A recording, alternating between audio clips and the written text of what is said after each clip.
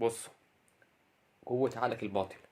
وانا صغير والله كنت عايز اصحى الساعة 8 علشان اشوف كان برنامج او مسلسل او حاجة على التلفزيون هتظهر الساعة 8 الصبح. فمش عارف اصحى ازاي اصلا، فعملت ايه؟ كان معايا مكعبات فعملتها على هيئة منبه، وعملت نفسي اني بظبطها على الساعة 8 ونمت. والله يا جدعان انا صحيت الساعة 8. صحيت يومها قلت اوف، ازاي صحيت الساعة 8 اصلا؟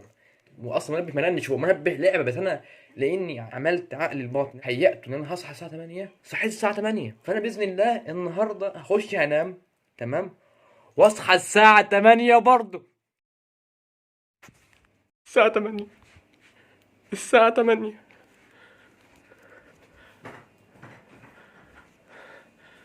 8 والله صحيت الساعه 8.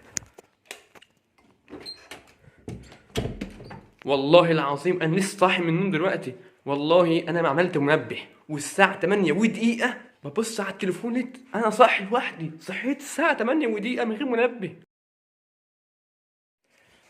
صحيت ليه؟ علشان قلت كده وهكرر اللي انا عملته قبل كده وانا صغير. وازاي صحيت؟ علشان برمجت دماغي على كده. اول ما اصحى على طول هصور وانا نعسان وفي عيني عماص. لما هيأت دماغي الحاجه ظهرت على الواقع. استغل دماغك.